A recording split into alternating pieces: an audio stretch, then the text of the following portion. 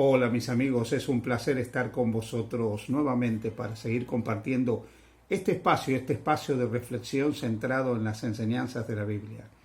Cuando nosotros pensamos en Jesús y en las enseñanzas de Jesús, realmente tenemos que plantearnos que lo que dijo Jesús y lo que pasó luego en la historia de la iglesia cristiana no tiene mucho que ver con el mensaje original de Jesús y el proyecto que Jesús tenía para la iglesia. En el Evangelio de San Mateo, en el capítulo 15, encontramos un texto donde la palabra de Dios dice, versículos 19 y 20, porque del corazón salen los malos pensamientos, los homicidios, los adulterios, las fornicaciones, los hurtos, los falsos testimonios, las blasfemias. Estas cosas son las que contaminan al hombre, pero el comer con las manos sin lavar no contamina al hombre. Quizás para entender este texto tendríamos que pensar en que la sociedad religiosa de los días de Jesús es una sociedad religiosa preocupada por lo externo, escrupulosamente preocupada por no contaminarse ritualmente. El exilio babilónico había producido un judaísmo tan curado de la idolatría que los judíos que volvieron de Babilonia quisieron establecer una forma de religión en la que de ninguna manera se equivocaran para no ofender a Dios y volver a caer en un exilio. Ellos entendían que el exilio finalmente había sido un castigo de Dios por su desobediencia. Así que fueron desarrollando una serie de interpretaciones de las Escrituras cada vez más rígidas para blindar cada uno de los mandamientos.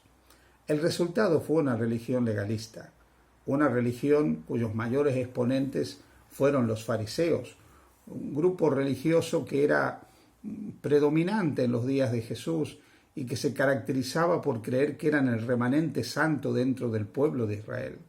La escrupulosidad farisaica llegaba a límites insospechados, pero sorprendentemente este legalismo farisaico se hizo cada vez más intenso y más grande en la aparición de otros grupos religiosos que se hacían cada vez más fanáticos, más extremistas, más exclusivistas y más legalistas.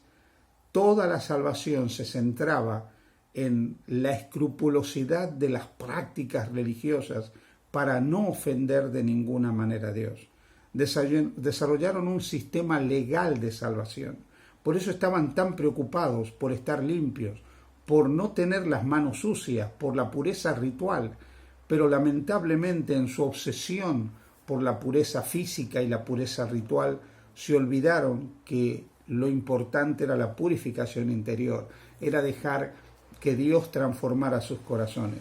El máximo exponente de esta forma de religión, el máximo exponente de esta forma de legalismo, quizás fue el movimiento esenio. Los esenios fueron una comunidad que es prácticamente la máxima evolución del fariseísmo. Ellos llegaron a un legalismo tan pero tan extremo que se separaban completamente del resto de las personas y solo se relacionaban entre esenios, en comunidades que ellos tenían en el desierto. Algunas de las declaraciones de los esenios son verdaderamente sorprendentes. Cuando ellos entraban a la comunidad de esenios se comprometían, entre otras cosas, a lo siguiente. Y leo de uno de los libros de reglas que tenían los esenios.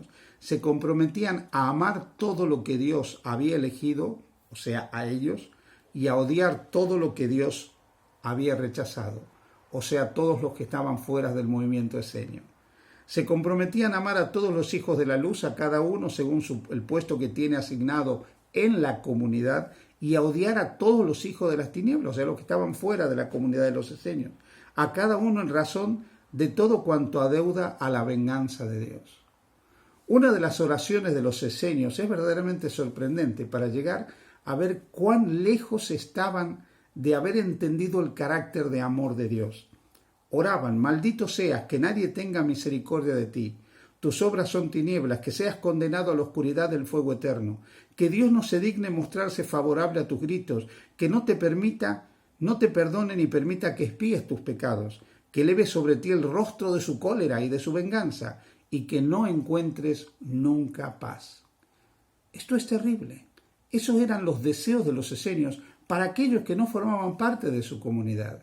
Esta comunidad fanática, rígida, intolerante, era una comunidad de hombres escrupulosos que querían, a través de una escrupulosa observancia de la ley y más allá de la ley, ganarse el cielo por lo que ellos hacían, y detestaban todo lo que no formaba parte de sus ideas, de sus pensamientos y de su comunidad. De hecho, no cualquiera podía ser esenio. Sus manuales de reglas y orden establecen que los insensatos, los locos, los necios, los enajenados, los ciegos, los paralíticos, los cojos, los sordos, los menores de edad, ninguno de estos puede ser admitido en la comunidad, porque cada uno de sus miembros debe ser como un ángel santo. Si no eras perfecto físicamente, si estabas enfermo, no podías formar parte de esa comunidad.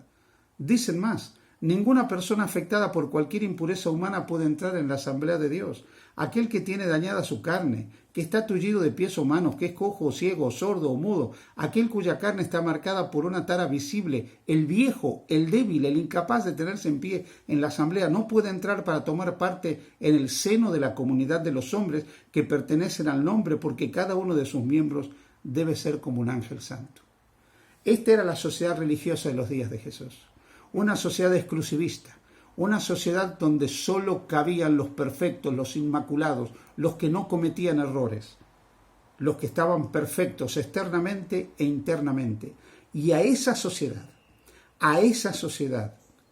viene Jesús con un mensaje diferente.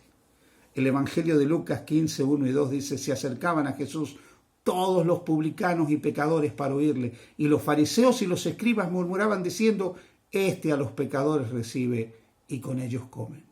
Su mensaje de amor, de compasión, de misericordia, de inclusión, fue un mensaje revolucionario para sus días, porque Él mostró que Dios no busca a los santos, sino a los pecadores, que Él vino a buscar y salvar lo que estaba perdido. El mensaje de Jesús es que Él no tenía problema en sentarse a comer a la mesa de un pecador. Él no vino a condenar a nadie, Él vino a traer el perdón y la gracia a todos, y mostró que la gracia de Dios aún estaba por encima de los requerimientos de la ley. Sus manos tocaban al leproso, no teme contaminarse con los impuros. Presenta un Dios maravilloso, un Dios que es padre pero que ama como madre y que barre como una mujer la casa para buscar a aquel que está perdido. Un Dios que es como un pastor que busca a la oveja que se apartó del redil hasta llevarla entre sus hombros. O un padre, el padre del pródigo, que mira al horizonte constantemente esperando el retorno del hijo que se ha apartado, y cuando viene simplemente lo abraza y lo restituye en su lugar sin echarle nada en cara. Oh sí, Jesús vino para mostrar que de tal manera amó Dios al mundo, que nos amó tanto, que envió a su Hijo por cada uno de nosotros. Jesús vino a revelar cómo es realmente Dios, vino a revelar el carácter de Dios, ese carácter de amor, de compasión, de misericordia, de tolerancia, de bondad. Por eso el mensaje de Jesús era un mensaje de paz, era un mensaje de inclusión, era un mensaje de perdón, era un mensaje de aceptación y era, por lo tanto, un mensaje de liberación, porque Él vino para librarnos del peso de la condenación, de esa condenación que muchas veces otros ponen sobre nosotros, al recordarnos constantemente que somos pecadores, de aquellos que nos condenan a nosotros, a los pecadores, por no ser perfectos, cuando ellos mismos que condenan no se dan cuenta que su pecado es peor, porque son ciegos de su condición al creerse mejores que otros. Aquellos arrogantes que se creen justos en sus propias obras son más pecadores que los publicanos, las rameras y aquellos que, dijo Jesús, van delante de vosotros, como le dijo a los fariseos, van delante de vosotros al reino de los cielos. Jesús vino a mostrar que el reino de los cielos lo puede recibir más un publicano arrepentido que un escrupuloso fariseo que cumple hasta la tilde y la jota de la ley y es irreprensible en la observancia de la ley, pero su corazón en realidad está alejado de Dios, que honra a Dios de labios, pero con un corazón alejado. Jesús vino, en suma, a buscar a pecadores que estén dispuestos a que sus corazones sean transformados, a que sus corazones sean modificados, a que sus corazones sean restaurados. Por eso hoy te quiero invitar, querido amigo, querida amiga, abrir la puerta de tu corazón a Jesús. Rechaza el legalismo, rechaza el fariseísmo, rechaza la justificación propia. Reconoce que en Jesús no eres nada, pero con Jesús lo eres todo. Reconoce que no eres menos pecador que otros y tienes tanta necesidad de salvación como cualquiera, porque Jesús no vino a llamar a justos, sino a pecadores, al arrepentimiento. Y a esos pecadores arrepentidos les ofrece la vida eterna. Que el Señor te bendiga.